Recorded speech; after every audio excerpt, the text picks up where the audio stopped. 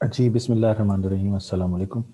तो पिछले लेक्चर में हम लोगों ने कुछ चीज़ें डिस्कस की थी। उसमें हम लोगों ने एक्सटर्नैलिटीज़ पढ़ा था, उसके अलावा सोशल कॉस्ट और प्राइवेट कॉस्ट पढ़ा था, सोशल बेनिफिट और प्राइवेट बेनिफिट पढ़ा था, और मैंने आपको उसकी डिफरेंट एग्जांपल्स भी दी थी कि एक्सटर्नैलिटीज़ कंजम्पशन में कैसे होती हैं और प्रोडक्शन में कैसे होती हैं। ये सारी चीज़ें हम लोगों ने डिस्कस की थी वहाँ पे। तो एक्सटर्नैलिटीज़ यानी हमने 5.2 सेक्शन तक उसको मुकम्मल कर लिया था।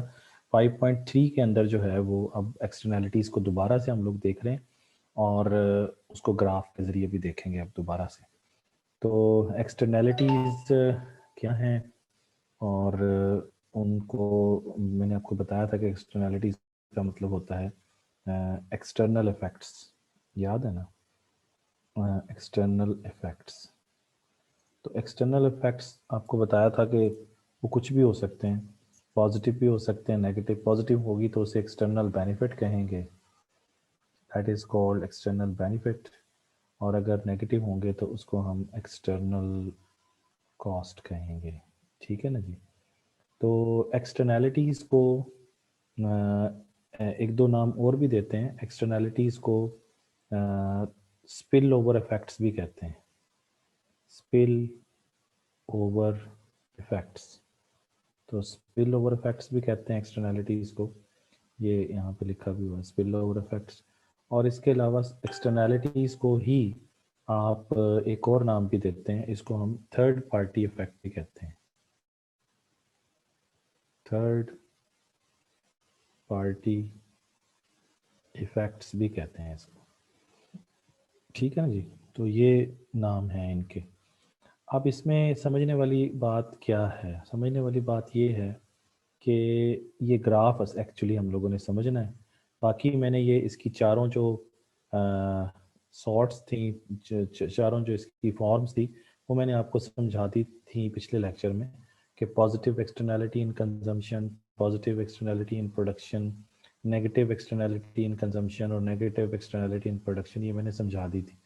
सिर्फ इसमें अब ग्राफ रहता है, वो ग्राफ मैं आपको समझा दूँ तो फिर आगे चलते हैं हम लोग।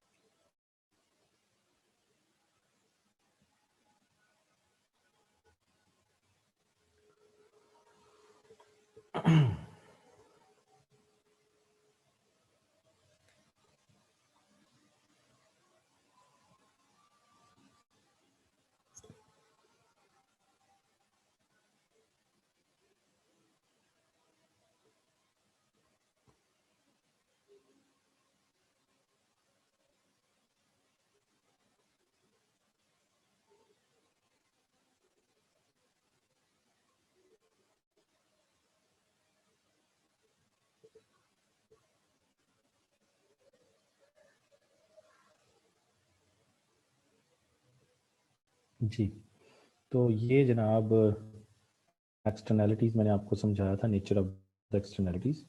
तो इसमें फिर हम लोगों ने एक्सटर्नैलिटीज़ इन प्रोडक्शन और कंजम्पशन भी डिस्कस किया था। तो बात ये है कि एक्सटर्नैलिटी जो है,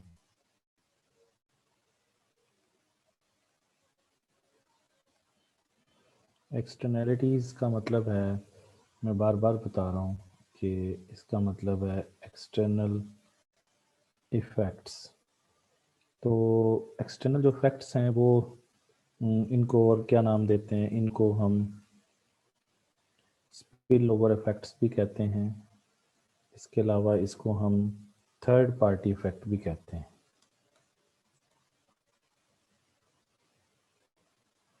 थर्ड पार्टी इफेक्ट इसलिए कहते हैं कि एक्चुअली एक पार्टी तो है प्रोड्यूसर, जिसको आप सेलर भी कहते हैं, ठीक है ना जी? और दूसरी पार्टी जो है वो कंज्यूमर है, जिसको आप बायर भी कहते हैं। ये तो दो पार्टीज जब इन्वॉल्व होती हैं तो बन जाती है मार्केट, तो ये तो कोई मसला नहीं है। लेकिन इन दोनों की वजह से, या प्रोड्यूसर की वजह से या कंज्यूमर की वजह से, अगर किसी तीसरे बंदे को फायदा या नुकसान पहुंचे तो वो फिर बन जाती है एक्सटर्नैलिटीज। यानी इनके प्रोड्यूसर के किसी अमल की वजह से या कंज्यूमर के किसी अमल की वजह से, कंज्यूमर का किसी अमल का मतलब उसकी कंजम्पशन की वजह से, और प्रोड्यूसर की प्रोडक्शन की वजह से किसी किसी भी तीसरे बंदे को जो है वो फायदा पहुंचे तो उसे एक्सटर्नल बेनिफिट कहते हैं, और किसी को नुकसान पहुंचे तो उसे एक्सटर्नल कॉस्ट कहते हैं। तो ये इसी वजह से इसको थर्ड पार्टी इफेक्ट्स भी कहते हैं, क्योंकि इसमें मार्केट इन्वॉल्व नहीं होती है।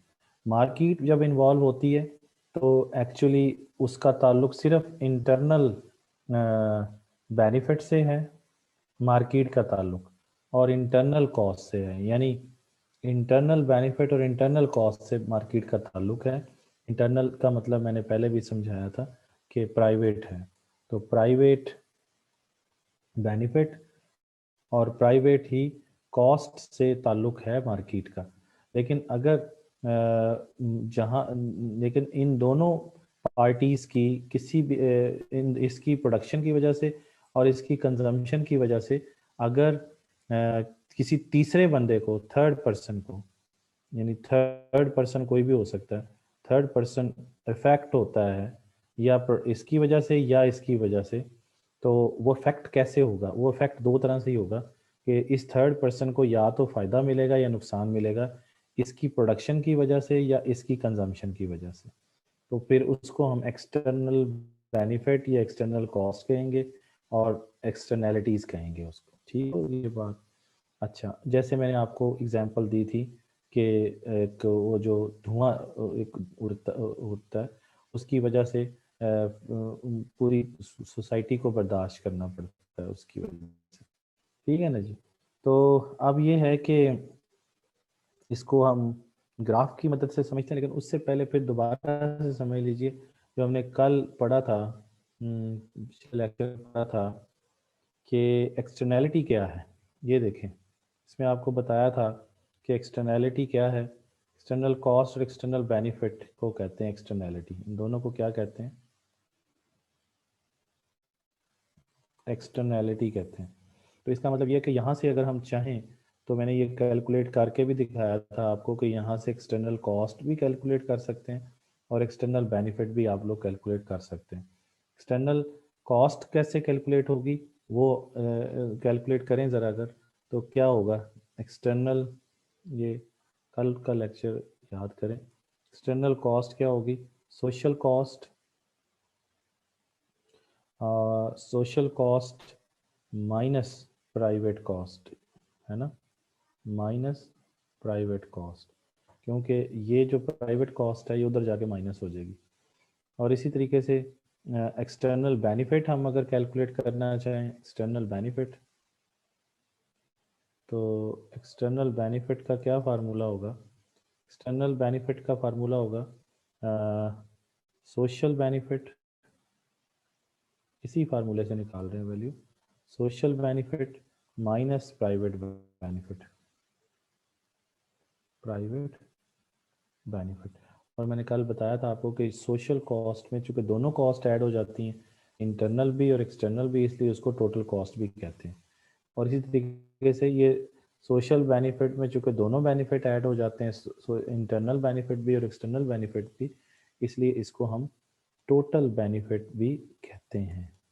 तो ये भी आप कह सकते हैं वहाँ पे। ठीक है, तो यहाँ से एक्सटर्नल बेनिफिट की इक्वेशन भी निकाल ली। अगर आप चाहें तो प्राइवेट बेनिफिट की इक्वेशन भी यहाँ से बन सकती है। प्राइवेट बेनिफिट क्या होगा? Social benefit minus external benefit. इसी तरीके से प्राइवेट कॉस्ट की जब आप इक्वेशन यहाँ से निकालेंगे, फाइंड आउट करेंगे प्राइवेट कॉस्ट की वैल्यू, तो होगा private cost is equal to social cost minus social cost minus external cost. ठीक है, तो ये आप कैलकुलेट कर सकते हैं यहाँ पे। अब आ जाइए कि इस चीज़ को हम अगर एक ग्राफ की मदद से देखना चाहें तो वो भी देख सकते हैं। तो वो क्या है? ग्राफ बनाते हैं।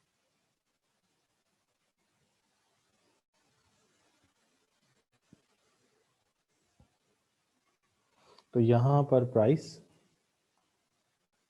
ठीक है ना, ये प्राइस और यहाँ क्वांटिटी, यहाँ पर प्राइस और यहाँ पे क्या आ जाएगा, क्वांटिटी, ठीक है ना जी। अब आप यहाँ पे देखें तो आप सिंपली पहले सप्लाई कर्व बना लें, this is the supply curve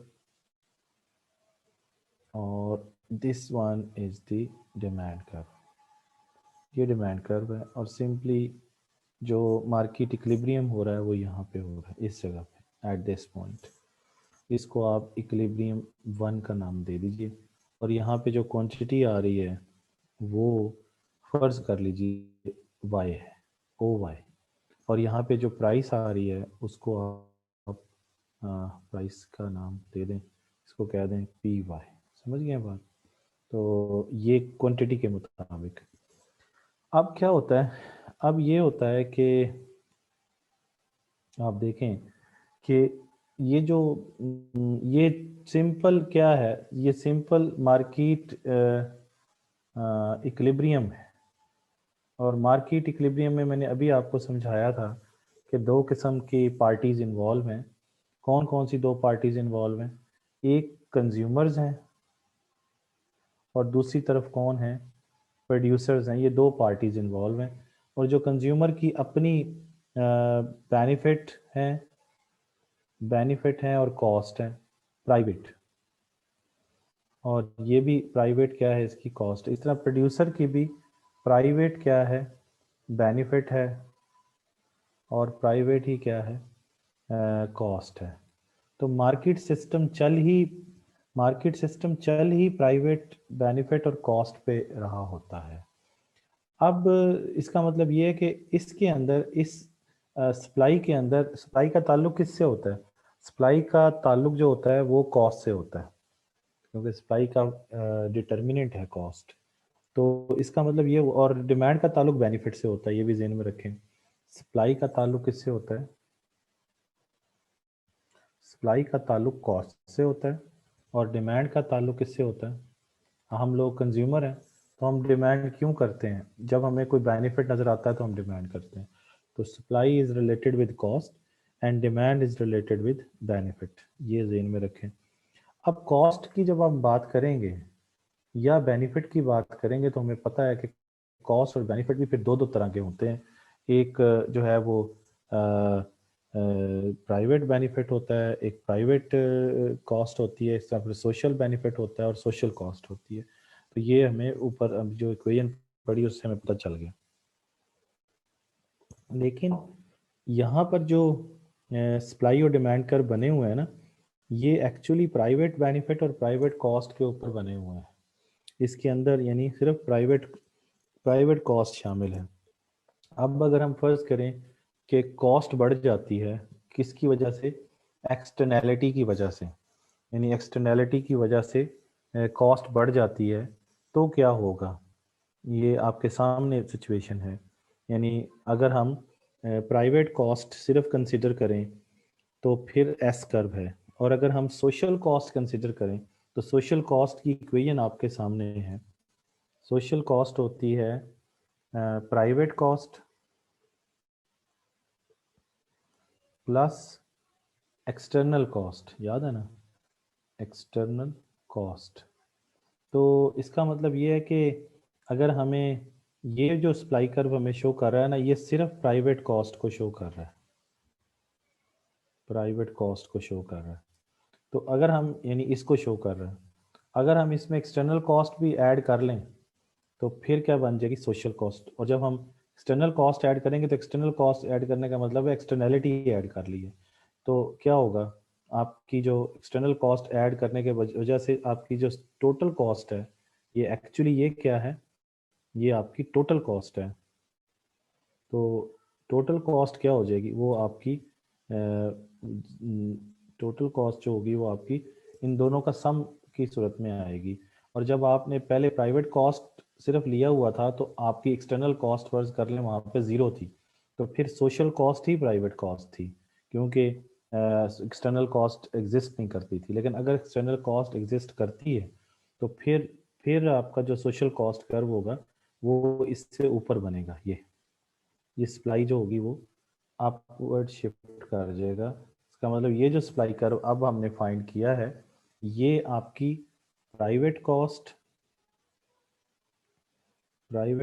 plus social cost दोनों को लेके चल रहा है। ये सिर्फ प्राइवेट कॉस्ट को लेके चल रहा था। तो private cost plus social cost का मतलब ये है कि ये ये थोड़ा गलत लिख लिया। प्राइवेट कॉस्ट और ये एक्सटर्नल कॉस्ट दोनों को ऐड कर लेगा। प्राइवेट कॉस्ट और एक्सटर्नल कॉस्ट दोनों को ऐड कर लेगा। तो प्राइवेट कॉस्ट और एक्सटर्नल कॉस्ट दोनों को ऐड करेंगे तो फिर ये सोशल कॉस्ट बन जाएगी। ये सोशल कॉस्ट बन जाएगी। इसका मतलब ये है कि इसके अंदर सिर्फ प्राइवेट कॉस्ट शामिल है, लेकिन इसके अंदर प्राइवेट कॉस्ट के साथ साथ एक्सटर्नल कॉस्ट भी शामिल हो गई, जिसकी वजह से आपकी सप्लाई जो है बढ़ जाएगी या कम हो जाएगी। जब एक्सटर्नल कॉस्ट ऐड हो जाएगी तो टोटल कॉस्ट क्या हो जाएगी, बढ़ जाएगी। यानी एक्सटर्नल कॉस्ट की वजह से due to external cost social cost आपकी क्या हो जाएगी, वो बढ़ जाएगी। मीनिंग दैट आपकी टोटल कॉस्ट क्या हो जाएगी, बढ़ जाएगी। और जब टोटल कॉस्ट बढ़ती है तो सप्लाई बढ़ जाती है या कम हो जाती है? सप्लाई पे क्या फर्क पड़ेगा कॉस्ट के बढ़ने से? सप्लाई कम हो जाती है। और जब सप्लाई कम होगी तो that would be actually fall in supply. तो सप्लाई क्या कर जाएगी, फॉल करेगी।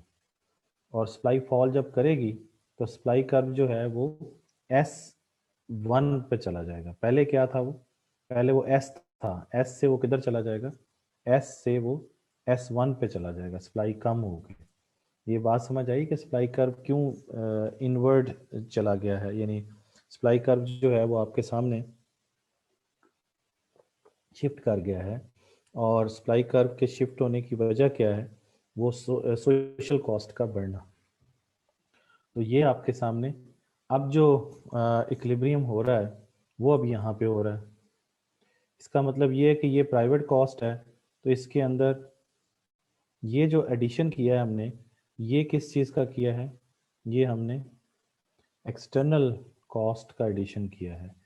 ठीक है ना जी। तो एक्सटर्नल कॉस्ट के में इजाफा होने की वजह से अब इक्विलिब्रियम E1 से कहाँ पे चला जाएगा, E2 पे।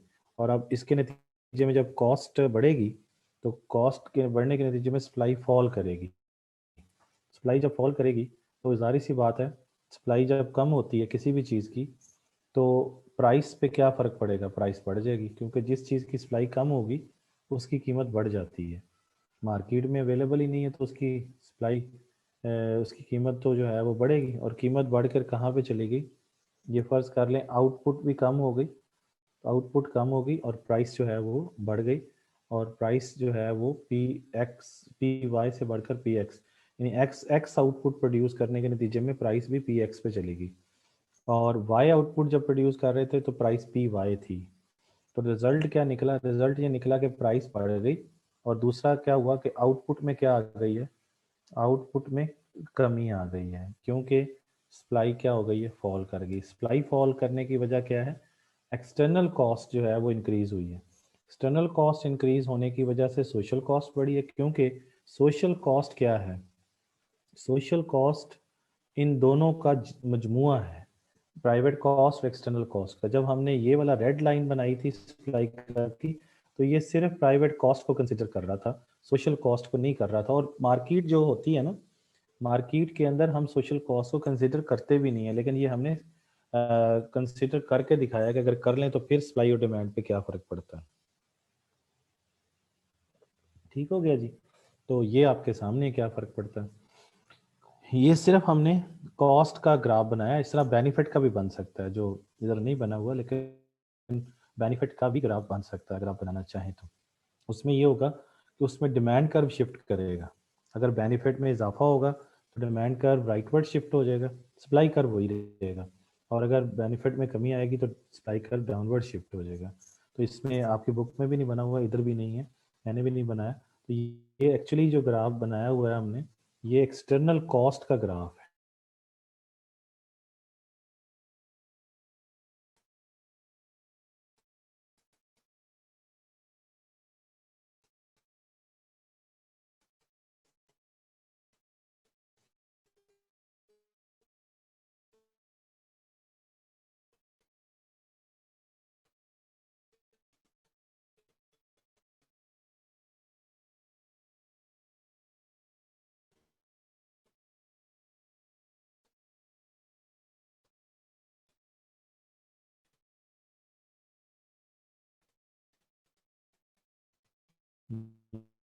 ये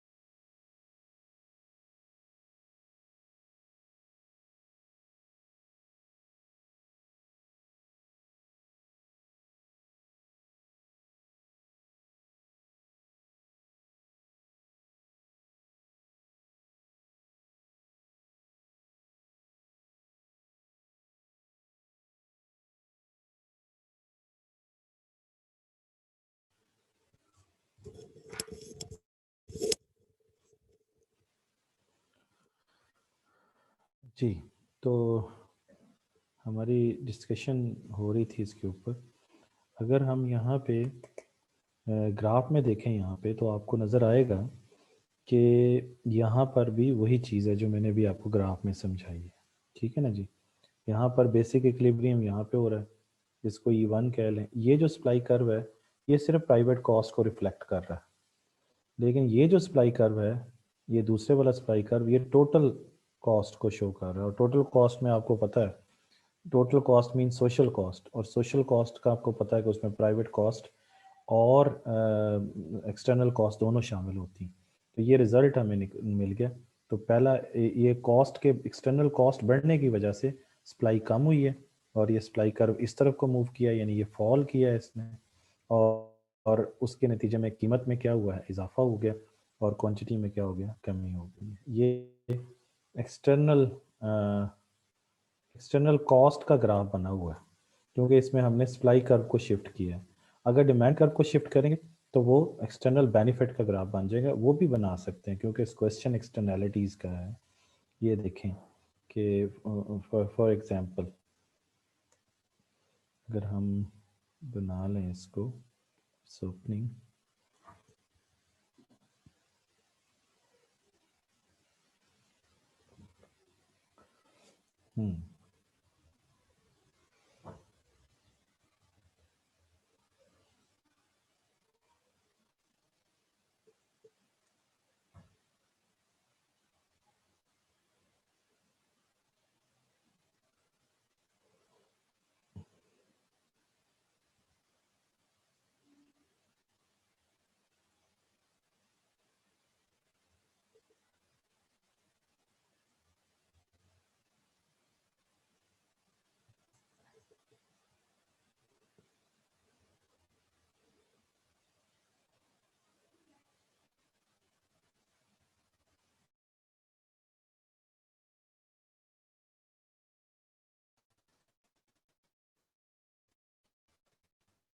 दोबारा से ग्राफ जो है ना इसका हम लोग देखते हैं, ये भी आ जाता है आपके सामने।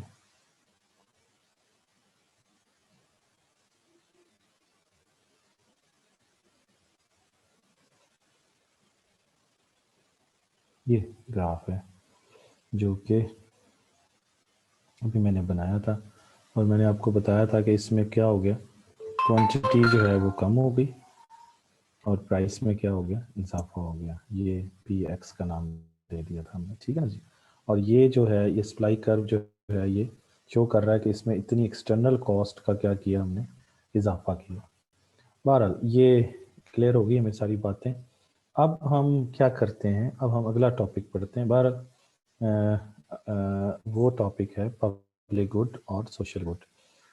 तो इसमें मेरा ख्याल है कोई इशू नहीं होगा आपको, क्योंकि इसमें मैंने आपको ये किया बताया है कि आम तौर पर जब आप लोग सिंपली मार्केट इक्विलिब्रियम करते हैं तो उसमें जैसे ये सप्लाई कर्व है, ये डिमांड कर्व है, तो इसमें अंडरस्टूड है कि इसमें ये जो सप्लाई है ना ये किसी कॉस्ट की बेस पे बना हुआ है, क्योंकि सप्लाई का ताल्लुक कॉस्ट से है, और इसमें प्राइवेट कॉस्ट के ऊपर ही हम बात कर रहे होते हैं जो उस प्रोड्यूसर की आई होती है।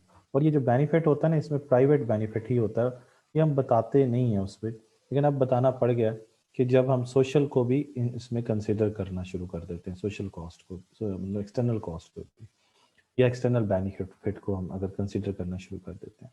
तो बार this is end of the story. Next जो है टॉपिक वो है पब्लिक गुड्स।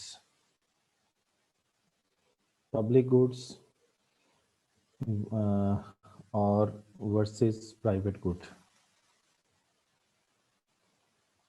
ये प्राइवेट गुड वैसे आपके सिलेबस में नहीं है, लेकिन ये साथ ही समझनी पड़ेगी आपको, क्योंकि ये इकट्ठे ही समझी जाती है। पब्लिक गुड को सोशल गुड भी कहते हैं, पब्लिक गुड को सोशल गुड भी कहते हैं। अब ये पब्लिक गुड और सोशल गुड होती क्या है और प्राइवेट गुड क्या होती है, ये समझते हैं। देखें जी, अ, दो प्रॉपर्टीज हैं। पहली प्रॉपर्टी है नॉन राइवल कंजम्पशन, ये मैं और दूसरी प्रॉपर्टी है non excludability.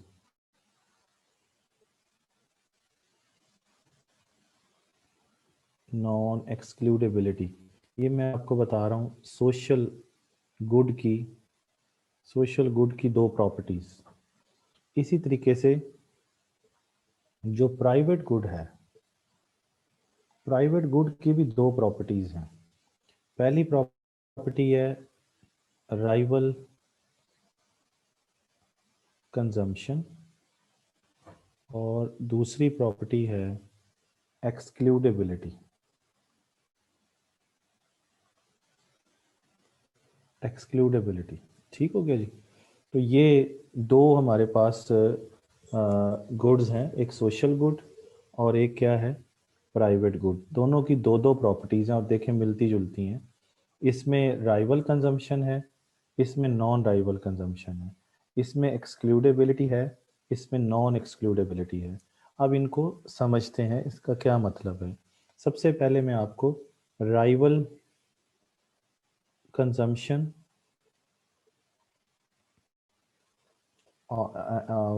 And non rival consumption समझा दूं, यानी ये दोनों इकट्ठी समझा दूं आपको।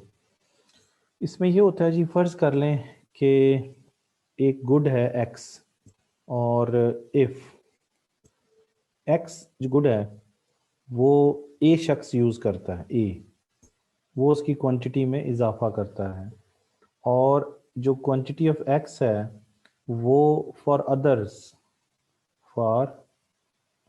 अदर्स क्या रहती है, वो सेम रहती है, रिमेन्स सेम। तो इस चीज को हम कहते हैं non rival consumption. Non rival consumption, ये पहली बात है। दूसरी चीज ये है कि अगर एक्स चीज को ए इस्तेमाल करे, ए शख्स, एक्स प्रोडक्ट है, ए बंदा है, वो अगर उसको यूज करता है और उसके नतीजे में एक्स चीज की क्वांटिटी जो है वो फॉर अदर्स क्या हो जाती है, वो कम हो जाती है, तो इस चीज को हम कहते हैं राइवल कंजम्पशन। तो ये बात समझ आई आपको या नहीं आई? राइवल कंजम्पशन और नॉन राइवल कंजम्पशन में क्या फर्क है? राइवल का मतलब होता है दुश्मनी होना। आप किसी के दुश्मन कब बनेंगे? जब वो आपकी चीज खा जाएगा, जब वो आपका हिस्सा खा जाएगा, आप उसके दुश्मन बन जाएंगे। तो यहाँ देखें, अगर एक्स चीज है और एक्स फर्ज कर लीजिए कि ये प्रोडक्ट है जिसे हम पिज़्ज़ा कहते हैं, ठीक है। अब ये पिज़्ज़ा है, इसको हम एक्स कह रहे हैं, कौन एक्स? ये जो एक्स मैंने यहाँ पे कहा था, एक्स चीज। अब ए शख्स जो है वो आता है, ए पर्सन, और इसमें से इतना पिज़्ज़ा खा जाता है, खा गया। तो बाकियों के लिए कम पड़ गई या ज़्यादा रह गई है? कम रह गई ना। कितनी रह गई बाकी बाकियों के लिए? बाकियों के लिए सिर्फ इतना पिज़्ज़ा रह गया, ये वाला हिस्सा, है ना।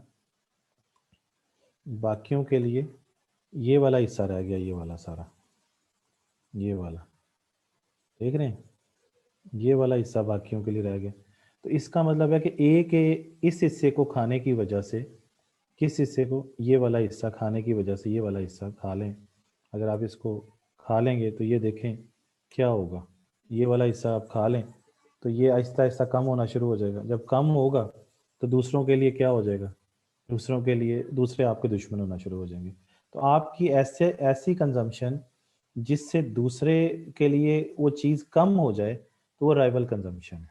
यानी आपका ऐसा खर्च या आपकी ऐसी क्वांटिटी का इस्तेमाल जिसके नतीजे में उसी चीज़ की क्वांटिटी दूसरे लोगों के लिए कम हो जाए, तो समझे राइवल कंजम्पशन। राइवल कंजम्पशन समझ आ गया आपको? इसी तरीके से अगर आप फॉर एग्जांपल, ये राइवल कंजम्पशन का मतलब ये है कि आपने प्राइवेट गुड का पहली प्रॉपर्टी समझ ली है कि राइवल का क्या मतलब होता है। अब जितना मतलब एक्स चीज खाते जाएगा ए शख्स, दूसरे के लिए वो कम होती चली जाएगी। और मैंने यही कहा था, जब एक्स चीज की क्वांटिटी दूसरे लोगों के लिए कम होना शुरू हो जाए, तो समझें कि ए की ये जो ए का ये इस्तेमाल है, ए शख्स का एक्स चीज का जो इस्तेमाल है, वो दूसरों के लिए क्या है, दूसरे उसको समझेंगे ये राइवल है, तो राइवल कंजम्पशन वो उसकी हो जाएगी। कोई समझ आ गई? मैं आइसक्रीम खा रहा हूँ या मैं चॉकलेट खा रहा हूँ, तो जो जो मैं खाता जा रहा हूँ, आपके लिए वही चॉकलेट या वही आइसक्रीम कम होती जा रही है, तो मेरी ये कंजम्पशन राइवल कंजम्पशन हो जाएगी, जिसके नतीजे में आप मेरे राइवल बन जाएंगे, यानी मेरे दुश्मन बन जाएंगे कि आप के खाने की वजह से हमारे लिए कम बची है। लेकिन अगर ऐसा ना हो, मेरे एक्स चीज़ के इस्तेमाल करने से, ए यानी ए मीन्स मैं हूँ, वो मैं उसको खा रहा हूँ, इस्तेमाल कर रहा हूँ, लेकिन दूसरों के लिए वो क्या रहती है? सेम रहती है। अगर दूसरों के लिए वो सेम है तो फिर वो मेरे राइवल क्यों बनेंगे? वो फिर मेरे राइवल नहीं बनते। तो ऐसी कंजम्पशन को नॉन राइवल कंजम्पशन कहते हैं। अब इसकी एग्जांपल ले लीजिए नॉन राइवल कंजम्पशन की। जैसे फॉर एग्जांपल आप ये कहें कि एक पब्लिक पार्क है, ये पब्लिक पार्क है और इसमें ये क्या है? पार्क है। इसमें मैं हूँ ए और मैं अंदर चला जाता हूँ इसके, तो मेरे जाने की वजह से इसकी क्वांटिटी कम तो नहीं हो जाएगी? इतनी रहेगी जितनी दूसरों के लिए भी पार्क इतना ही रहेगा। ये देखें, इतना ही जितनी मैं बाउंड्री बता रहा हूँ, तो इसकी क्वांटिटी सेम रहेगी कि नहीं रहेगी? सेम रहेगी। इसमें मतलब मैं इधर आके घूम फिर रहा हूँ और मेरे इधर आने से दूसरों को कोई फर्क नहीं पड़ता। ये मैं इधर खड़ा हूँ, बी भी आ जाएगा तो फिर भी क्वांटिटी उतनी ही रहेगी। तो पार्क क्या है? पार्क की कंजम्पशन क्या बन जाएगी? वो राइवल जो है वो कंजम्पशन नहीं होगी, बल्कि नॉन राइवल होगी। इसी तरीके से रोड है। अब ये रोड की बात कर लें, तो रोड के अंदर क्या होगा? रोड के ऊपर आप भी गाड़ी लेके आ गए, मैं भी लेके आ गया हूँ, तो रोड छोटा तो नहीं हो जाएगा? रोड ने उतना ही रहना है, तो उसकी क्वांटिटी पर कोई फर्क नहीं पड़ेगा। बात समझ गए? जैसे ये रोड है, अब रोड की क्वांटिटी यहाँ से लेके यहाँ तक है, हर जगह से एक जैसा है फॉर एग्जांपल, या जैसा भी है, ये इसकी बाउंड्री है रोड की। अब इसमें मैं हूँ, मैं आ रहा हूँ, ये ए शख्स आ रहा है, तो उसकी क्वांटिटी तो उतनी रहनी है। बी भी आ रहा है इधर से, क्वांटिटी सबके लिए क्वांटिटी सेम है।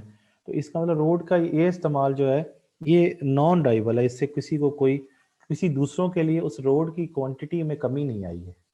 कंजेशन हो जाना और चीज़ है, कंजेशन का मतलब है घुटन हो जाना, रश हो जाना और चीज़ है, लेकिन क्वांटिटी तो सेम है ना, क्वांटिटी तो कम नहीं बढ़ी ना, क्वांटिटी तो उतनी की उतनी है। ये तो नहीं है कि मैं आया हूँ तो रोड दूसरों के लिए रोड मतलब मैं अंदर दाखिल हूँ तो रोड छोटा हो गया, इतना हो गया, ये इतना हो गया, ऐसा तो नहीं है ना, रोड तो उतना ही रहा है, ये देखें तो इतना ही रहेगा रोड जितना है, छोटा नहीं हुआ, छोटा होता तो राइवल होता, क्योंकि क्वांटिटी तो सबके लिए सेम है, समझ गए। तो इसका मतलब ये है कि ये दोनों जो एग्जांपल मैंने आपको दी हैं ये नॉन राइवल कंजम्पशन की हैं। और इसी तरीके से आप देखें एक नॉन राइवल कंजम्पशन की एक और एग्जांपल देखें, ये तो मैंने रोड की एग्जांपल दी है। इसी तरीके से आप देखें कि ये आपकी गली है और इसके अंदर एक लाइट जल रही है, ये लाइट जल रही है, ये लाइट जल रही है। अब मैं गुजरा हूँ यहाँ से, ए शख्स गुजरा है, तो इसकी रोशनी जो है, इसकी रोशनी मेरे लिए भी उतनी है जितनी बाकी लोगों के लिए, बी के लिए भी उतनी रोशनी है। तो स्ट्रीट लाइट क्या है, स्ट्रीट लाइट के नीचे अगर मैं खड़ा हूँ तो उसकी कंज्यूम मैं कर रहा हूँ, तो बाकियों को लिए भी उतनी ही लाइट अवेलेबल है जितनी मुझे अवेलेबल है। तो इसमें कोई क्वांटिटी में कमी नहीं आई है, समझ गए। तो स्ट्रीट लाइट भी क्या है, पब्लिक गुड बन जाएगी या सोशल गुड बन जाएगी, क्योंकि सोशल गुड की प्रॉपर्टी ये है या पब्लिक गुड की प्रॉपर्टी ये है कि नॉन राइवल कंजम्पशन होती है। नॉन राइवल कंजम्पशन मीन्स कि मेरी कंजम्पशन से उसी चीज़ की क्वांटिटी दूसरों के लिए कम नहीं होती। तो मैंने एग्जांपल दे दी आपको, क्लियर होगी बात। पिज़्ज़ा जो है ये प्राइवेट गुड है, क्यों प्राइवेट गुड है, क्योंकि इसके इस्तेमाल करने से दूसरों के लिए इसी चीज़ की क्वांटिटी क्या होती जा रही है, ये कम होगी। इतना पिज़्ज़ा बाकी बचा रही है, सिर्फ इतना जिसको मैंने रेड किया है, ये तो मैं खा गया हूँ, ये वाला हिस्सा तो मैं खा गया हूँ, ये वाला इतना हिस्सा, तो बाकी ये वाला हिस्सा बच गया ना, ये वाला, तो ये कम हो गई। ये क्वांटिटी जब कम हो जाएगी तो राइवल कंजम्पशन होगी। इधर पार्क की क्वांटिटी भी कम नहीं हुई थी, इधर रोड की क्वांटिटी भी कम नहीं हुई थी, इधर स्ट्रीट लाइट की रोशनी कम नहीं हुई थी किसी भी तरह से। तो ये स्ट्रीट लाइट भी क्या है, वही है, पब्लिक गुड है या दूसरा है। इसी तरीके से गार्डन की मैंने एग्जांपल दी, यानी पार्क की एग्जांपल दी। इसी तरीके से मैं डिफेंस की एग्जांपल दे रहा हूँ।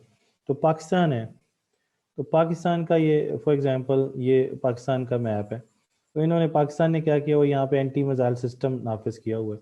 तो एंटी मिसाइल सिस्टम जो है वो किसके लिए है, ये सबके लिए है ना, ये सब के लिए इसकी क्वांटिटी सबके लिए सेम है। ये नहीं है कि ये जी हम कहें कि ये लाहौर वालों को निकाल दें इसमें से या कराची वालों को निकाल दें इसमें से, कैसे निकाल सकते हैं।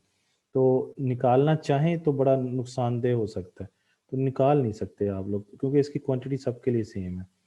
तो जब सेम रहेगी क्वांटिटी सबके लिए तो वो समझें कि वो कौन सी गुड है, वो पब्लिक गुड है, क्योंकि ये पब्लिक गुड की प्रॉपर्टी है, या सोशल गुड भी कहते हैं उसको, क्या कहते हैं, सोशल गुड। और जब राइवल कंजम्पशन हो जाएगी तो राइवल कंजम्पशन का मतलब है कि वो गुड कौन सी बन गई है, वो गुड प्राइवेट गुड बन गई है। जो मैंने दो दो प्रॉपर्टीज आपको दोनों की पहली पहली प्रॉपर्टी आपको समझा दी। राइवल कंजम्पशन प्राइवेट गुड की पहली करेक्टरिस्टिक है, और नॉन राइवल कंजम्पशन जो है वो सोशल गुड की करेक्टरिस्टिक है। समझ गए ये बात।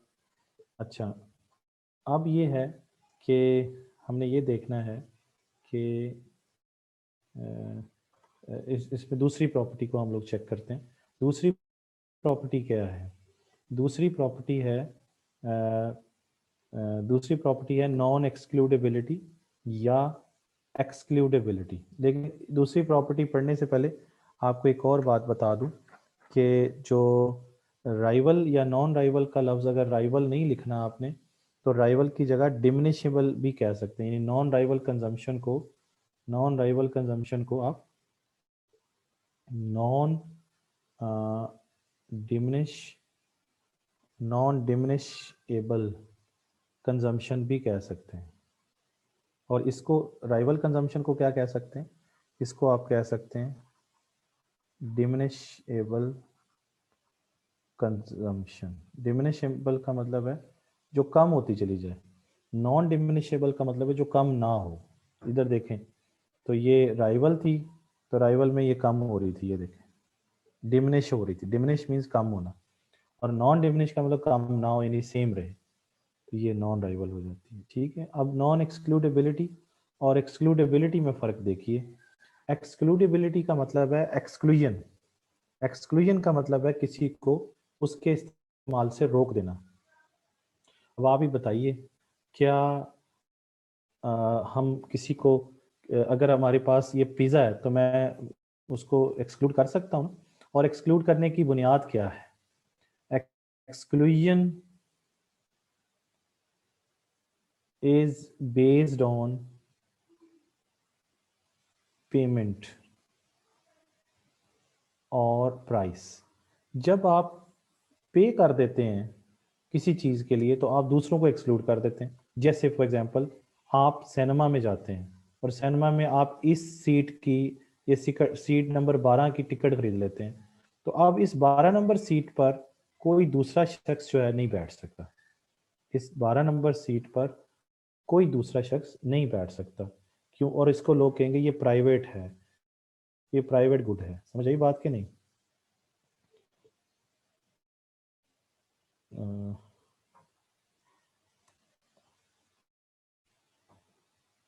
ये स्क्रीन सही आ रही है आप लोगों को या नहीं आ रही?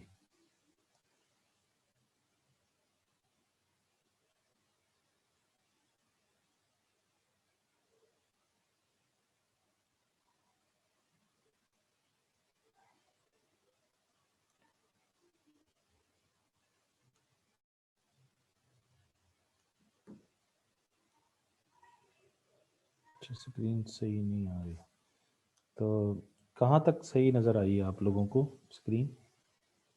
ज़रा मैसेज कीजिएगा।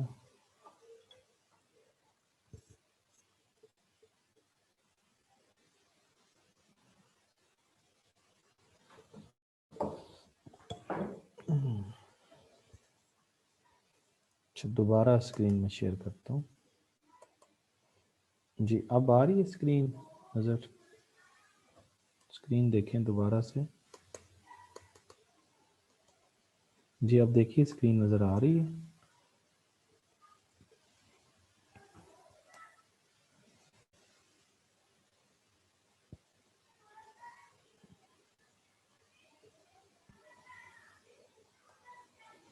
आप मुझे प्लीज़ जवाब दीजिए, स्क्रीन नज़र आ रही है या नहीं है? अच्छा, अब आ रही, अब नज़र आ रही है? अच्छा, आ रही है। जी ठीक है, ठीक है जी। तो अब मेरा ख्याल है कि मुझे अब नहीं पता कि कहाँ तक स्क्रीन नज़र नहीं आई, तो बहरहाल दोबारा से देख लेते हैं इसको, दोबारा से देख लेते हैं।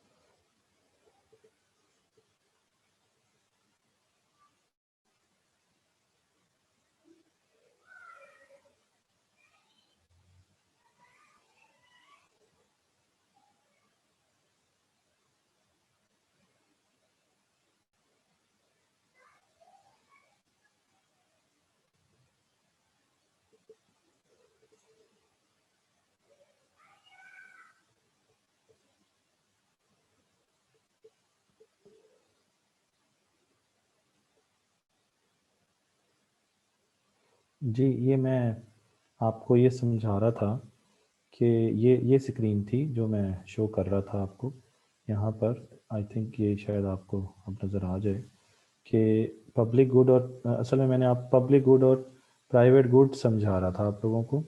तो सोशल गुड की मैंने दो प्रॉपर्टीज़ बताई हैं, non rival consumption, non excludability, और प्राइवेट गुड की भी दो प्रॉपर्टीज़ मैंने बताई हैं, राइवल कंजम्पशन और एक्सक्लूडेबिलिटी। तो राइवल का मतलब है कि आपके इस्तेमाल करने की वजह से, जैसे आप ए शख्स हैं और आप एक्स चीज़ को इस्तेमाल कर रहे हैं, तो आपके एक्स के इस्तेमाल करने से एक्स की क्वांटिटी अगर बाकियों के लिए सेम रहे तो फिर वो आपके दुश्मन नहीं बनेंगे, राइवल नॉन राइवल होगा या नॉन डिमिनिशेबल होगा। और अगर आप ए शख्स के इस्तेमाल से एक्स चीज़ की क्वांटिटी के इस्तेमाल से एक्स चीज़ की क्वांटिटी दूसरों के लिए कम होना शुरू हो जाए तो फिर वो राइवल हो जाएंगे, दुश्मन बन जाएंगे। जैसे मैंने अभी आपको ये बताई कि ये प्राइवेट गुड की पहली प्रॉपर्टी है राइवल कंजम्पशन, और ये नॉन राइवल कंजम्पशन जो है वो सोशल गुड की पहली प्रॉपर्टी है।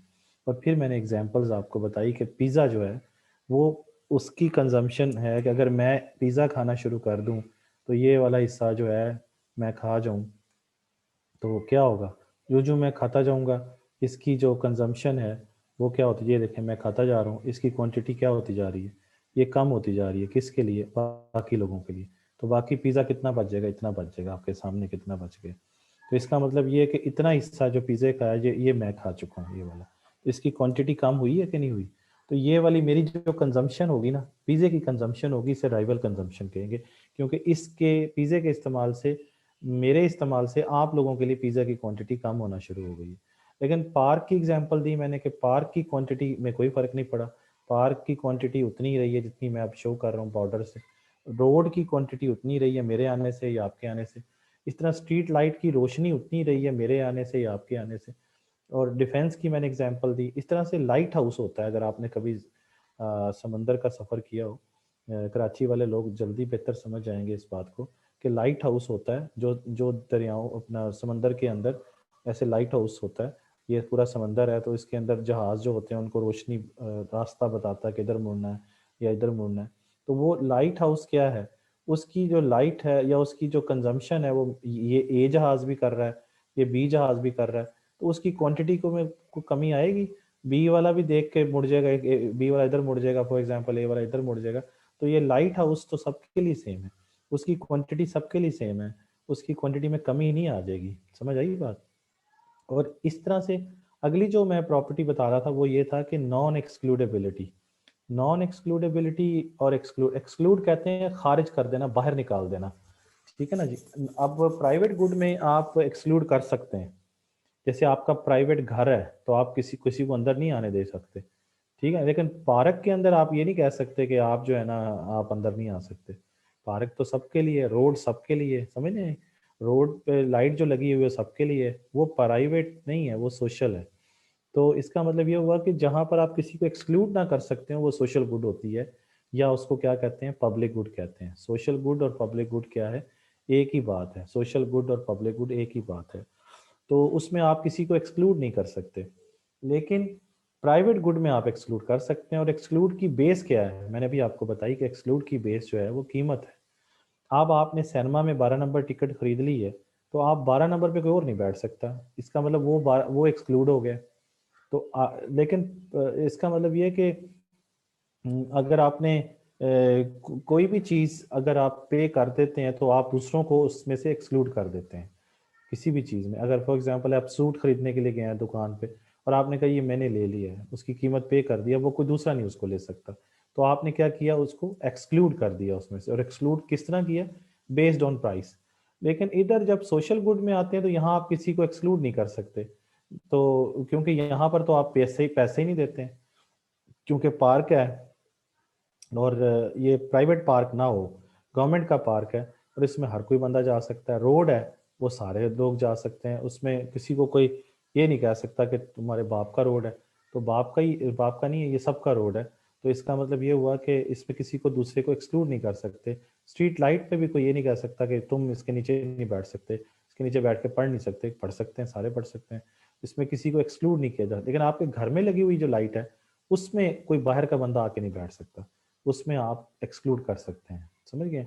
तो मैंने दो दो प्रॉपर्टीज दोनों की बताई है आपको, प्राइवेट गुड की राइवल कंजम्पशन और एक्सक्लूडेबिलिटी, और सोशल गुड की नॉन राइवल कंजम्पशन और नॉन एक्सक्लूडेबिलिटी। अब यहाँ पे जो एक इशू सामने आता है वो ये है कि जब आप सोशल गुड की तरफ मूव करते हैं तो सोशल गुड के अंदर एक इशू पैदा होता है, वो ये कि चूंकि आप किसी को एक्सक्लूड नहीं कर सकते, किसी को आप एक्सक्लूड नहीं कर सकते, और किसी और आपके इस्तेमाल से दूसरों के लिए उसकी क्वांटिटी में भी कमी नहीं आती है, तो उससे एक प्रॉब्लम जनरेट होता है। और वो प्रॉब्लम क्या कहते हैं उस प्रॉब्लम को, उसे हम कहते हैं free free rider problem. Free rider problem क्यों पैदा होता है? Due to social good. Social good को और क्या नाम देते हैं, मैंने अभी आपको समझाया, पब्लिक गुड। इसका मतलब ये हुआ कि सोशल गुड की जो दो प्रॉपर्टीज हैं उनकी वजह से ये प्रॉब्लम पैदा होता है, फ्री राइडर प्रॉब्लम।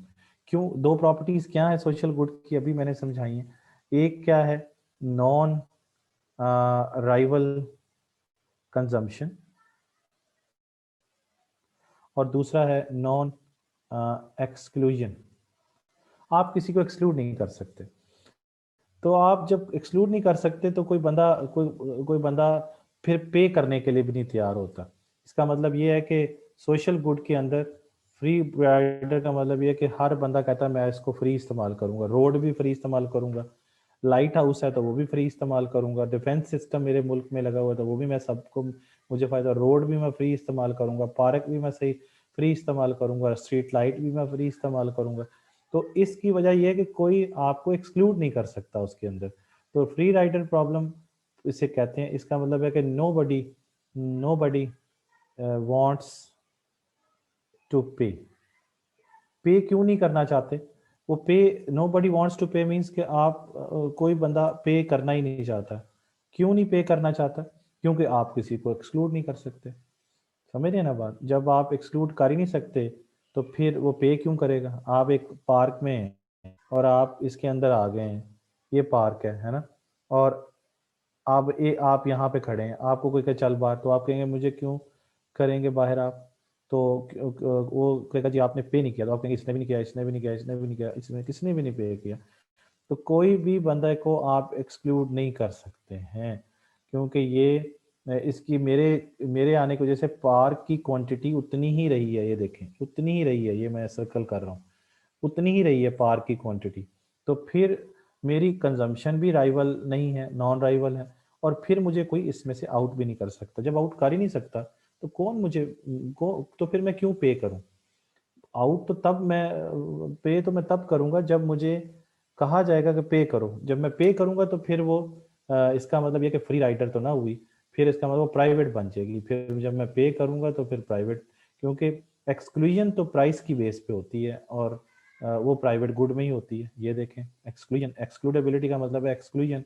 आप किसी को एक्सक्लूड कर रहे हैं तो वो प्राइस दे के पे करेंगे तो फिर एक्सक्लूड कर सकते हैं, अदरवाइज नहीं कर सकते। तो फ्री राइडर प्रॉब्लम समझ आ गई और उसकी वजह समझ आ गई कि इसके अंदर हर बंदा चाहता है कि उस गुड की, जो सोशल गुड है, उसके बेनिफिट वो विदाउट पेइंग जो है वो उठा ले।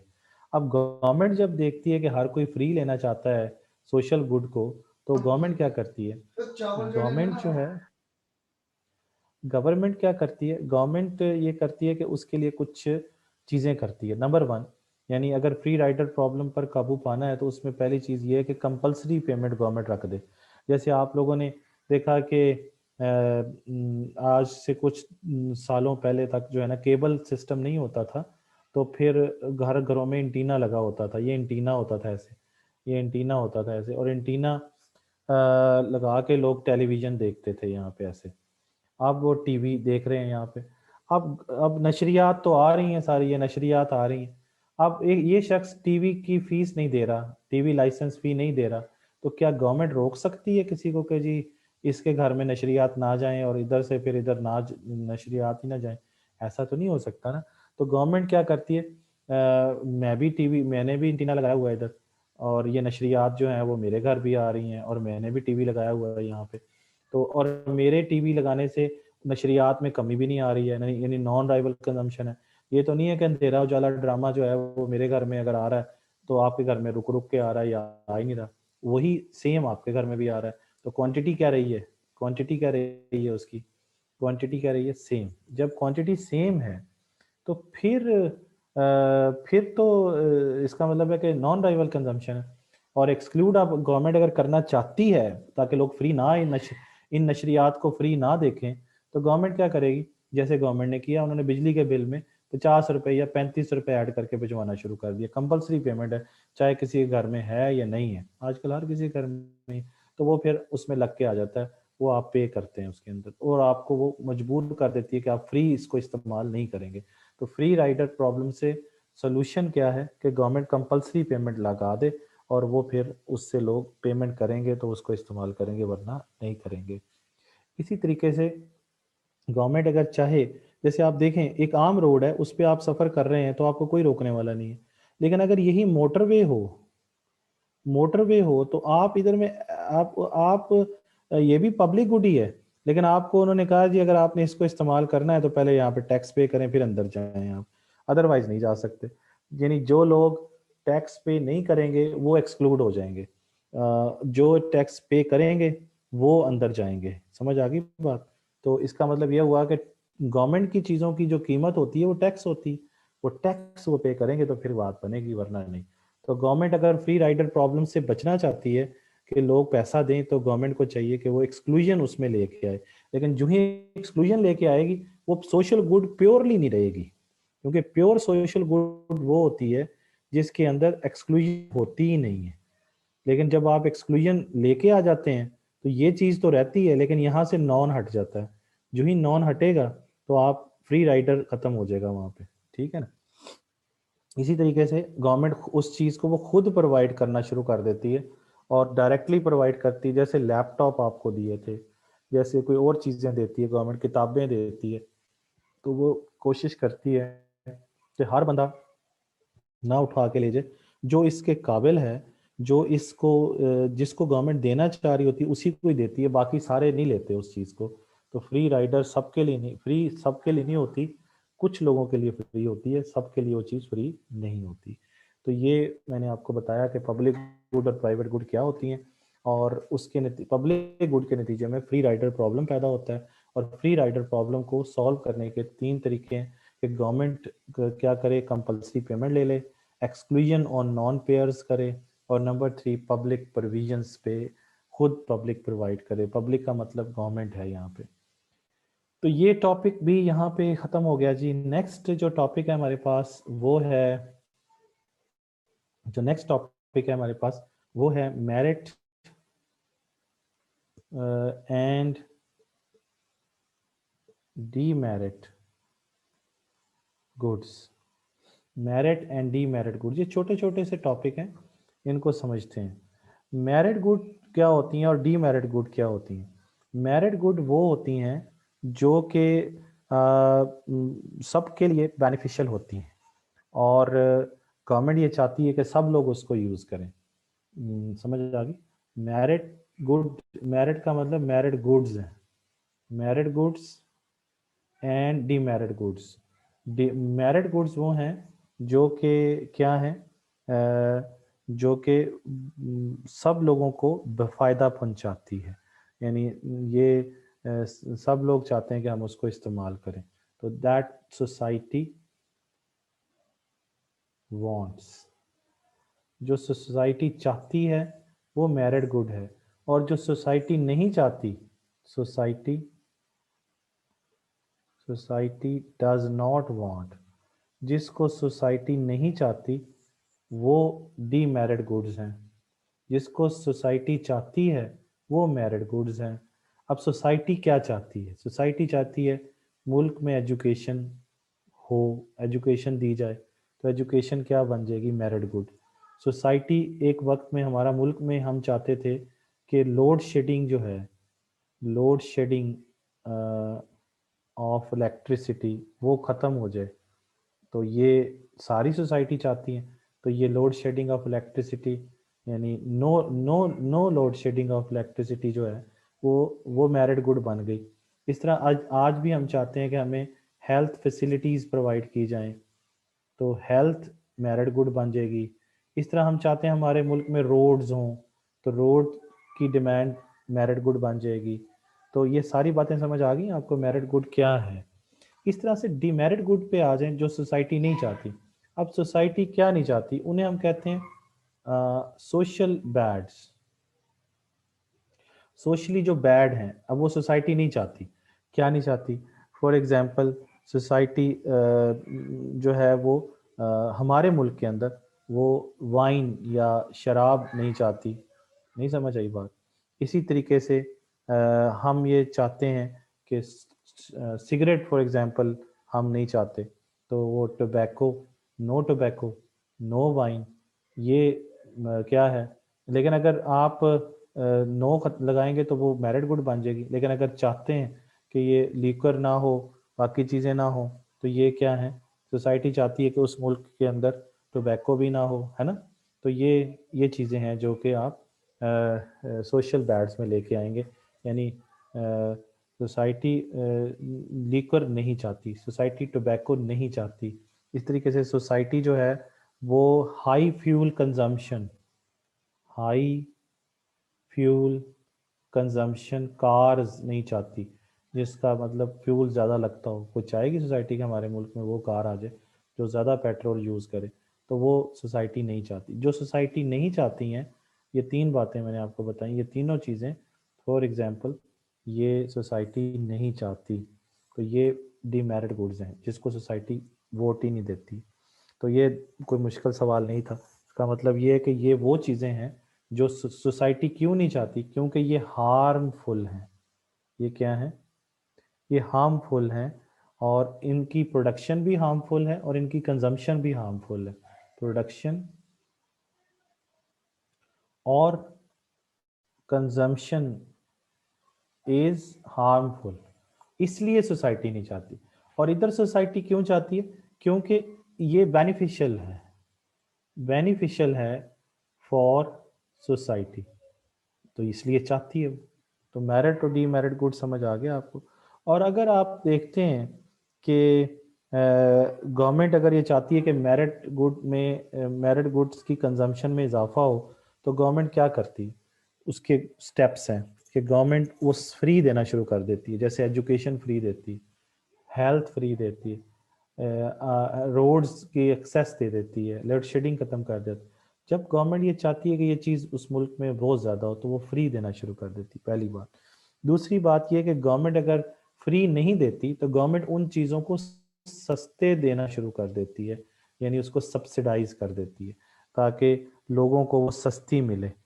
फिर अगर गवर्नमेंट ये चाहती है कि वो लोग उसको लाजमी इस्तेमाल करें, क्योंकि सोसाइटी भी यही चाहती है, तो गवर्नमेंट उसको कंपलसरी कर देती है। जैसे कहते हैं जी, कई मुल्कों में अगर आप अपने बच्चों को स्कूल नहीं भेजते, जैसे मैं आपको बता रहा हूँ यूके में रहा हूँ, तो यूके में अगर आप अपने बच्चों को स्कूल नहीं भेजते हैं तो पुलिस ले जाएगी आपको कि आपने क्यों बच्चों को घर में रखा हुआ है।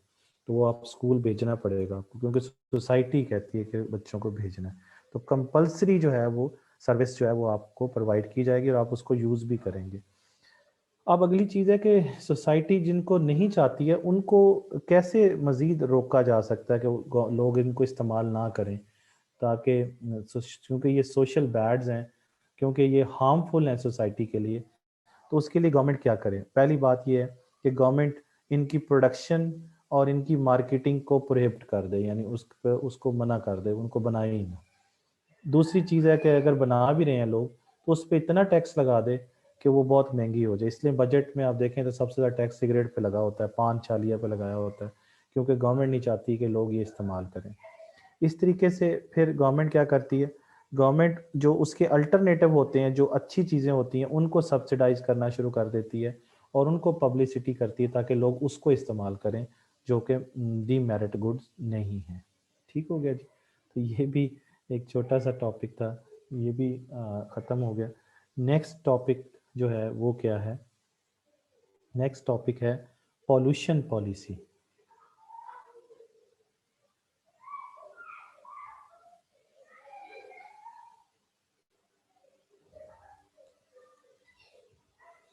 पॉल्यूशन पॉलिसी,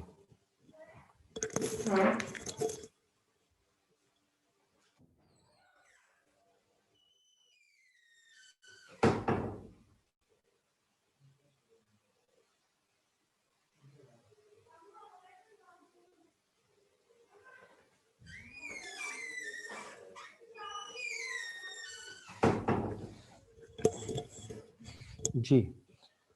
तो पॉल्यूशन पॉलिसी जो है ये भी एक छोटा सा टॉपिक है, इसको भी हम लोग डिस्कस करते हैं कि ये क्या है। ये जो अभी तक हमने चीज़ें पढ़ी हैं, मैं पहले आपको किताब से इसको शो कर दूं ताकि आप लोगों को ये नज़र आ जाए कि ये क्या क्या किया है हम लोगों ने। तो एक तो मैंने ये पब्लिक गुड समझाया आपको, ठीक है, और इसके साथ साथ मैंने आपको सोशल गुड भी समझाया, ठीक है, अपना सॉरी, पब्लिक गुड को ही सोशल गुड कहते हैं। इसके अलावा मैंने आपको प्राइवेट गुड भी समझाया है। दो चीज़ें मैंने आपको समझाई। तो ये पब्लिक गुड है, और पब्लिक गुड में कोई भी शख्स वॉलंटरली पे करने के लिए तैयार नहीं होता, क्योंकि नॉन एक्सक्लूडेबिलिटी होती है, सब लोग फ्री यूज़ करना चाहते हैं। फिर उसके बाद जनाब मैंने पब्लिक गुड के बाद आपको फ्री राइडर प्रॉब्लम बताया, और उसको मैंने बताया कि फ्री राइडर प्रॉब्लम को ओवरकम कैसे किया जा सकता है, उसके ये तरीके आपको 3 बताए। उसके बाद मैंने अभी आपको मेरिट गुड और डीमेरिट गुड समझाया, और फिर मैंने आपको बताया कि उसमें गवर्नमेंट अगर चाहती है कि मेरिट गुड की कंजम्पशन में इजाफा हो, तो गवर्नमेंट क्या क्या तरीके अडॉप्ट कर सकते हैं, ये मैंने आपको बताए। फिर डीमेरिट गुड को अगर कम करना चाहती है तो फिर क्या क्या करना चाहिए, ये 3 तरीके भी मैंने आपको बता दिए हैं। इसके बाद अब मैं शुरू करने जा रहा था पॉल्यूशन पॉलिसी। देखिए, पॉल्यूशन हमारे मुल्क में शायद इतना बड़ा मसला ना हो, या हम उसको अभी उसका इदराक नहीं है हमें, लेकिन दुनिया के अंदर पॉल्यूशन एक बहुत बड़ा मसला बन चुका है। और वो पॉल्यूशन की वजह क्या है? पॉल्यूशन की वजह एक्सटर्नैलिटीज़ हैं, क्योंकि आप प्रोडक्शन करते हैं या कंजम्पशन करते हैं तो एक्सटर्नल जो कॉस्ट है, वो एक्सटर्नल कॉस्ट की एक एग्जांपल जो है वो पॉल्यूशन भी है, ठीक है ना जी। वो कैसे? जैसे मैंने अभी आपको फर्टिलाइजर की एग्जांपल दी थी, फर्टिलाइजर बनाने की एक इंटरनल कॉस्ट है, एक एक्सटर्नल कॉस्ट भी है, जो धुआं की शक्ल में, या उसका जो केमिकल वाला पानी है वो अगर ज़मीन के नीचे जा रहा है तो पूरा लोग टीबी का शिकार हो रहे हैं, बाकी मसाइल हो रहे हैं। तो पॉल्यूशन पॉलिसी हर मुल्क की होती है, और पाकिस्तान की भी पॉल्यूशन पॉलिसी जो है वो मौजूद है। तो पॉल्यूशन होती किस वजह से है? या तो प्रोडक्शन की वजह से होती है, या फिर कंजम्पशन की वजह से होती है। दो वजूहात होती हैं, और ये मैंने आपको पीछे बताई भी हैं कि कैसे होता है। तो बहरहाल जैसे आपने यहाँ देखा है कि कार जो है वो पॉल्यूशन क्रिएट करती है, जब जब हम उसको बना रहे होते हैं, जब उसको हम असेंबल कर रहे होते हैं, और जब हम उसको ड्राइव कर रहे होते हैं, और फाइनली जब हम उसको डंप कर देते हैं। ये पूरा उसका लाइफ साइकिल है। इस पूरे लाइफ साइकिल के अंदर देख लें कि कार जो है वो कितनी ज़्यादा पॉल्यूशन क्रिएट कर रही है। पॉल्यूशन का मतलब नॉइस पॉल्यूशन भी हो सकता है, पॉल्यूशन का मतलब जो है वो एयर पॉल्यूशन भी हो सकता है, वाटर पॉल्यूशन भी हो सकता है। पॉल्यूशन किसी भी शक्ल में आपको नज़र आ सकती है वहाँ पे, ठीक है ना जी। अब बात समझने वाली ये है कि जब आप सिर्फ कार की प्रोडक्शन की बात करें, ये फ़र्ज़ करें ये कार का कारखाना है, यहाँ पे कार बन रही है, तो कार के बनने की एक कॉस्ट है जिसे हम कहते हैं इंटरनल कॉस्ट या प्राइवेट कॉस्ट, जो ये कंपनी खुद बर्दाश्त कर रही है, उसको बना जो रही है, तो वो प्राइवेट कॉस्ट है जो वो बर्दाश्त कर रही है। लेकिन एक जो कार बनने के नतीजे में ये धुआं बाहर जा रहा है, या शोर पैदा हो रहा है, इधर 7 लोग रहते हैं, ये फर्ज कर लें घर है इधर, तो या कोई और जगह है, या वहाँ पे वो लोग हैं, तो ये जो पोल्यूशन क्रिएट कर रहे हैं इसकी एक अलहदा कॉस्ट है, जिसको हम एक्सटर्नल कॉस्ट कहते हैं। इसको हम क्या कहते हैं? एक्सटर्नल कॉस्ट कहते हैं। और वो एक्सटर्नल कॉस्ट ये फैक्ट्री का मालिक पे करने के लिए तैयार नहीं है। जब नहीं है तो फिर गवर्नमेंट को इंटरवेंशन करनी पड़ती है, और गवर्नमेंट इसके ऊपर टैक्स लगा देती है आगे। किसके ऊपर? ये कार बनाने वाली फर्म के ऊपर, कि आपकी वजह से एक्सटर्नल कॉस्ट जनरेट हो रही है, इसकी आप पेमेंट करें, और वो टैक्स उसकी कीमत होती है। और टैक्स वो गवर्नमेंट जो है फिर उन लोगों के से पैसा इकट्ठा करके उन्हीं लोगों की वेलफेयर पे खर्च कर देती हैं, जो उस कार बनाने वाले एरिया के लोगों की खराबी होती है, उनकी सेहत खराब होती है, या उनके प्रॉब्लम्स होते हैं, तो उनके लिए गवर्नमेंट जो है वो खर्च करती है वहाँ पे। तो बहरहाल एक्सटर्नल कॉस्ट जो है वो थर्ड पार्टी इफेक्ट है, क्योंकि कार बनाने वाले की अपनी बेनिफिट भी है और कॉस्ट भी है, और इस तरह कार को खरीदने वालों की अपनी बेनिफिट और कॉस्ट भी है। लेकिन कुछ लोग वो भी हैं जो जो कार ना खरीद रहे हैं ना बेच रहे हैं, वो तीसरे लोग हैं, वो मुफ्त में ही मतलब पोल्यूशन का शिकार हो रहे हैं, हर तरह की पोल्यूशन का शिकार हो रहे हैं। तो उसको कौन आके कंपनसेट करेगा? उसको गवर्नमेंट करती है आगे। और गवर्नमेंट इस पार्टी को कहती है जिसकी वजह से एक्सटर्नल कॉस्ट क्रिएट हो रही है कि आप टैक्स दें, और फिर वो टैक्स लेके उन लोगों को देती है जिन लोगों को नुकसान पहुंच रहा होता है, या जिन लोगों को एक्सटर्नल कॉस्ट बेयर करनी पड़ रही होती है। तो इसलिए जब भी एक्सटर्नल कॉस्ट शामिल हो जाती है तो फिर आपकी सोशल कॉस्ट जो होती है ना, वो आपकी प्राइवेट कॉस्ट से क्या हो जाती है, बढ़ जाती है। क्योंकि अगर तो सोशल कॉस्ट आप कर रहे हैं, सोशल कॉस्ट की इक्वेशन ज़रा याद रखें। सोशल कॉस्ट की इक्वेशन है इंटरनल कॉस्ट या प्राइवेट कॉस्ट जिसे कहते हैं, plus external cost, plus external cost. और अगर ये एक्सटर्नल कॉस्ट नहीं है वहाँ पे, तो फिर सोशल कॉस्ट ही इंटरनल कॉस्ट है। लेकिन अगर वहाँ पे ये एक्सटर्नल कॉस्ट ऐड कर लें हम, तो फिर हमें ये नज़र आता है कि सोशल कॉस्ट फर्ज कर लें ये 10 रुपये है और सोशल एक्सटर्नल कॉस्ट 5 रुपये है, तो टोटल सोशल कॉस्ट 15 रुपये बनती है। तो यहाँ पे आप देखें कि सोशल कॉस्ट जो है, ये जो बात कर रहे हैं कि social cost of the product वो बढ़ जाती है, यानी ग्रेटर देन हो जाती है प्राइवेट कॉस्ट से। तो प्राइवेट कॉस्ट देखें कितनी है, 10 है। ये इंटरनल कॉस्ट का क्या मतलब है, प्राइवेट कॉस्ट है। तो ये अगर जब भी एक्सटर्नल कॉस्ट मौजूद होगी, सोशल कॉस्ट प्राइवेट कॉस्ट से ज़्यादा हो जाएगी। ये आपके सामने है कि 15 ज़्यादा है 10 से। और अगर सोशल कॉस्ट नहीं होगी, अगर अगर सॉरी एक्सटर्नल कॉस्ट नहीं होगी, फर्ज करें जीरो है एक्सटर्नल कॉस्ट, तो फिर सोशल कॉस्ट एक्सीड नहीं करेगी प्राइवेट कॉस्ट से, बल्कि सोशल कॉस्ट और प्राइवेट कॉस्ट यानी इंटरनल कॉस्ट जो है वो दोनों क्या हो जाएंगे, बराबर हो जाएंगे। तो इसका मतलब है कि एक्सटर्नल कॉस्ट का मतलब है एक्सटर्नैलिटीज। अगर एक्सटर्नैलिटीज मौजूद हैं तो फिर सोशल कॉस्ट प्राइवेट कॉस्ट से ज़्यादा हो जाएगी। ये बात समझ आ गई या नहीं आई? सोशल कॉस्ट प्राइवेट कॉस्ट से ज़्यादा हो जाएगी। इसलिए जब ये चीज़ होती है तो इसका मतलब पूरी सोसाइटी को 15 रुपए की कॉस्ट बर्दाश्त करनी पड़ रही है। 10 रुपए की तो ये फर्म खुद बर्दाश्त कर रही है कॉस्ट, इसको बनाने की कॉस्ट है। 5 रुपए की कॉस्ट ये हमसाए बर्दाश्त कर रहे हैं पोल्यूशन की शक्ल में। तो टोटल कॉस्ट इस पूरी सोसाइटी को जो बर्दाश्त करनी पड़ रही है, पूरी सोसाइटी को, वो 15 रुपए की कॉस्ट है। तो 15 रुपए की कॉस्ट जो है वो बता रही है कि आपकी सोशल कॉस्ट आपकी प्राइवेट कॉस्ट से ज़्यादा है। और अब ये 5 रुपए कवर कैसे होंगे? अब ये 5 रुपए जो एक्सटर्नल कॉस्ट हुई है, जनरेट हुई है, ये गवर्नमेंट इससे लेगी टैक्स, इस बंदे से जो कार बना रहा है, और वो टैक्स की सूरत में लेगी और फिर इन लोगों के ऊपर खर्च कर देगी। ये वाले लोग जो 5 रुपए जिनको अस्पतालों में खर्च करने पड़ रहे हैं, टीबी हो गई है किसी को कोई मसला हो गया पोल्यूशन की वजह से, उनके ऊपर वो खर्च करेगी। लगता ये है कि गवर्नमेंट खर्च कर रही है, लेकिन असल में वो टैक्स से पैसा इकट्ठा करके उनके ऊपर खर्च कर रही होती है। ठीक हो गया जी? तो इसका मतलब ये हुआ कि जो गवर्नमेंट है वो पॉल्यूटर जो होता है ना, पॉल्यूटर मीन जो पोल्यूशन फैला रहा है, उसको कहती है कि पे करो, समझ रहे? और वो पे करता है क्योंकि वो लोग होते हैं जो रिस्पॉन्सिबल होते हैं पोल्यूशन को फैलाने के, तो वो कॉस्ट पे करते हैं उसकी। ठीक है ना जी? तो ये चीज़ क्लियर होगी आप लोगों को। अच्छा, अब मैं ये अगर यहाँ से मिटा दूँ, समझ तो आ गया आपको। इसको मिटा दूँ तो ज़रा और नज़र आ जाएगा क्या हो रहा है यहाँ पे। ये देखिए,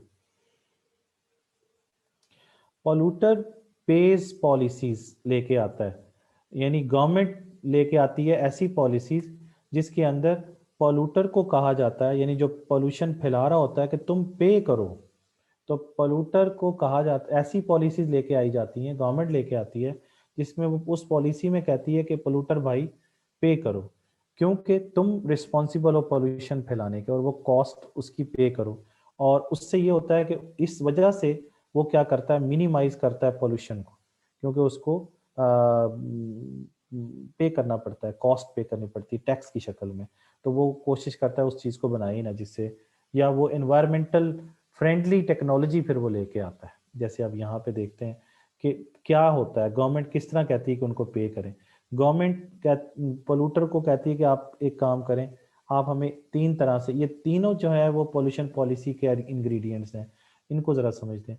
गवर्नमेंट उनको परमिट दे देती है, यानी इजाज़त दे देती है पोल्यूट करने की, कि चलो जी करो पोल्यूशन फैलाओ, लेकिन उसकी एक हद बता देती है कि एक सर्टेन अमाउंट ऑफ एमिशन है जो आप जो है प्रोड्यूस करेंगे, फैक्ट्रीज जो हैं ख़ास तौर पर, कि कितनी कार्बन डाइऑक्साइड गैस हर साल आप प्रोड्यूस कर सकते हैं।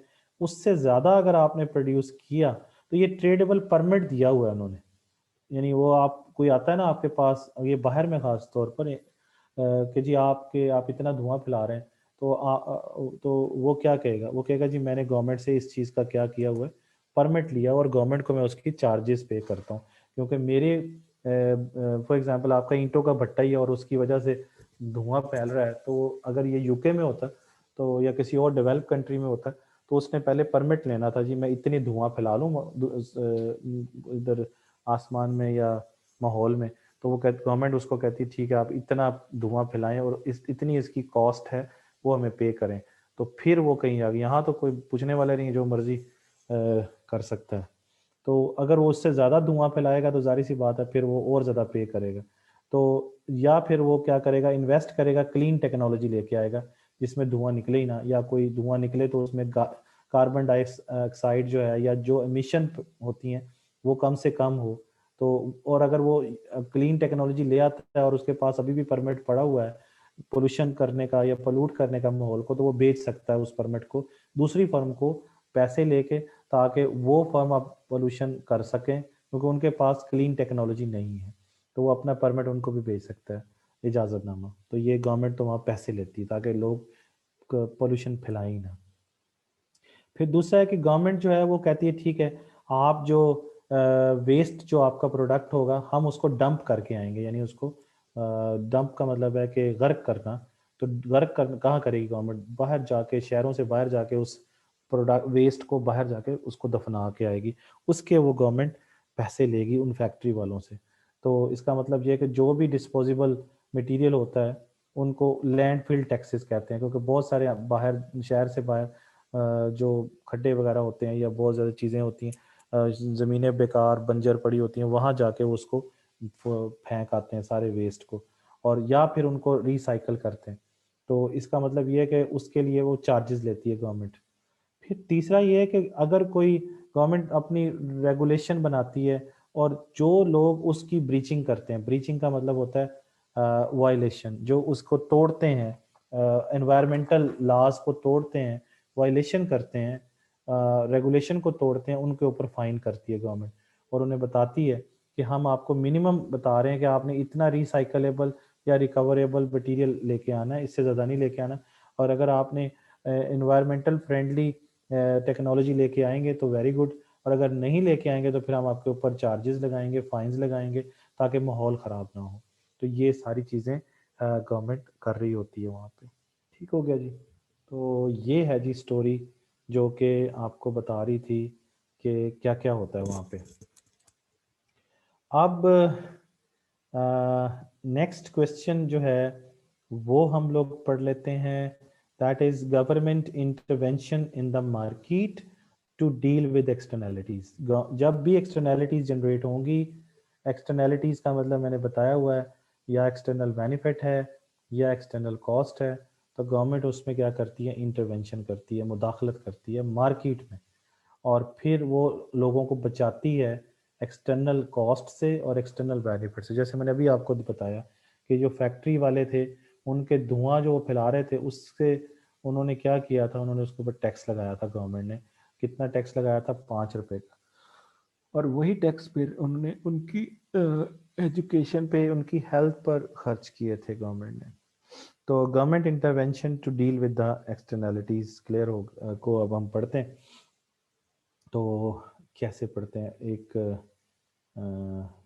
मिनट, इसमें कोई सवाल है, सर स्क्रीन शो नहीं हो रही, अब तो हो रही है, थोड़ा स्टार्ट से समझा दें। Oh my goodness.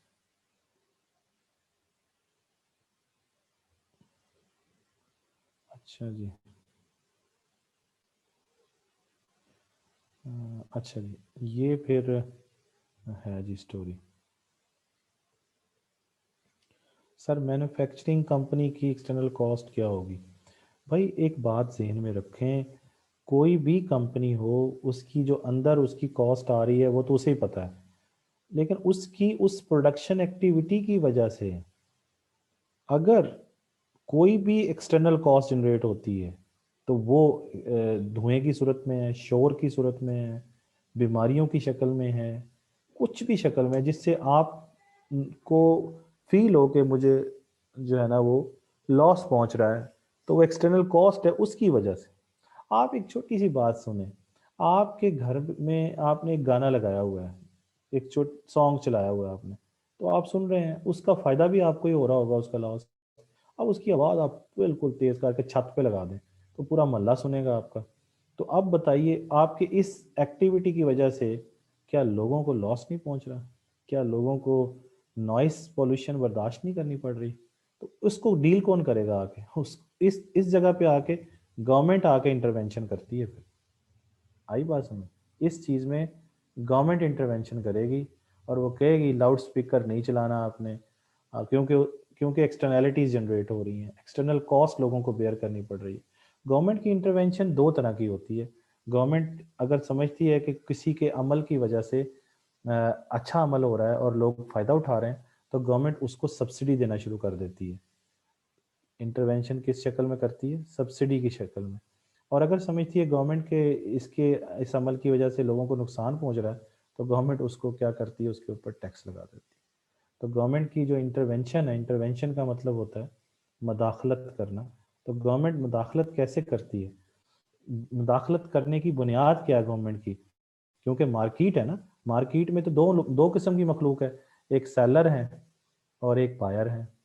तो तीसरी मखलूक वो है जो इन दोनों की वजह से या तो फ़ायदा उठा रही है या नुकसान उठा रही है, जिसे एक्सटर्नल बेनिफिट या एक्सटर्नल कॉस्ट कह रहे थे हम। ठीक है ना जी?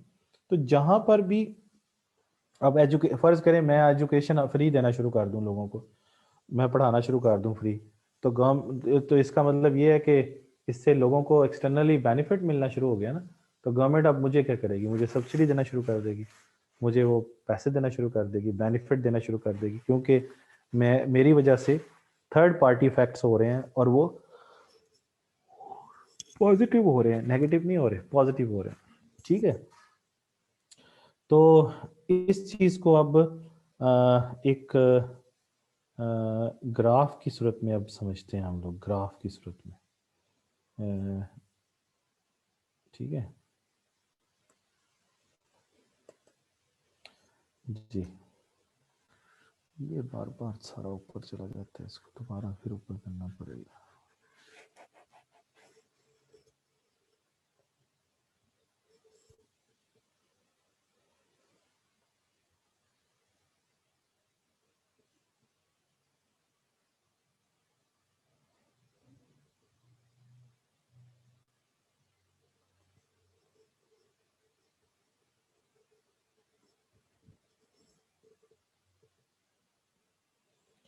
ये नेक्स्ट टॉपिक हम पढ़ रहे हैं और ये टॉपिक क्या है? ये है government intervention in the market to deal with the externalities. यानी अगर एक्सटर्नैलिटी अच्छी भी होती हैं, बुरी भी होती हैं, और गवर्नमेंट की अब हमने देखना है कि वो गवर्नमेंट इंटरवेंशन कैसे करती है, किस तरह से करती है गवर्नमेंट इंटरवेंशन, ये हमने अभी समझना है। ठीक है ना जी? तो वो समझते हैं। पॉल्यूशन पॉलिसी समझ गए ना आप लोग? तो नेक्स्ट टॉपिक क्या है हमारे पास? नेक्स्ट टॉपिक है government intervention in market to deal with externalities. अब गवर्नमेंट की इंटरवेंशन मैंने अभी आपको बताया कि दो तरह से होती है। पहली चीज़ होती है टैक्स लगा दे गवर्नमेंट। दूसरी चीज़ गवर्नमेंट की इंटरवेंशन कैसे होती है कि गवर्नमेंट सब्सिडी दे दे। सब्सिडी का क्या मतलब होता है और टैक्स का क्या मतलब होता है, ये अभी समझते हैं। लेकिन टैक्स की सूरत में जो मुदाखलत करती है गवर्नमेंट, वो एक्सटर्नल कॉस्ट अगर हो तो तब करती है। एक्सटर्नल कॉस्ट हो तो फिर टैक्स लगाती है, और अगर एक्सटर्नल बेनिफिट हो तो फिर गवर्नमेंट क्या करती है? सब्सिडी दे देती है। तो ये है यानी टू डील विद एक्सटर्नैलिटीज़। ये एक्सटर्नैलिटीज़ का मतलब एक्सटर्नल बेनिफिट है या एक्सटर्नल क्या है? कॉस्ट है। तो और जो इंटरवेंशन कर रही है गवर्नमेंट, वो भी दो तरह से कर रही है, या वो सब्सिडी लगा रही है, दे रही है, या वो टैक्स लगा रही है। तो ये इंटरवेंशन मैंने अभी बताया कि इसको हम मदाखलत कहते हैं, गवर्नमेंट कैसे इंटरवीन करती है। अच्छा, अब सबसे पहले हम लोग टैक्स पढ़ते हैं किसे कहते हैं। तो टैक्स आपने कई दफ़ा सुना हुआ है। तो टैक्स की डेफिनेशन मैं कर रहा हूँ। Tax is a compulsory payment which is paid by the residents of a country for these payments.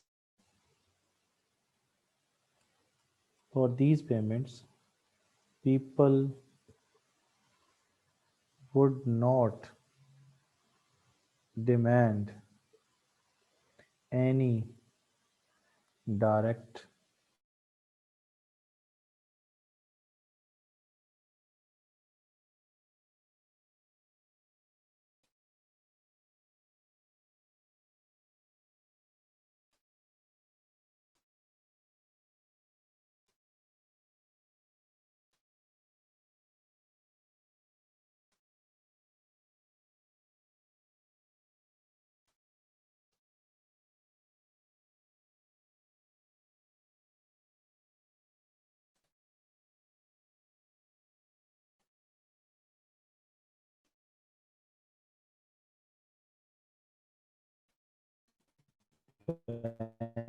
benefit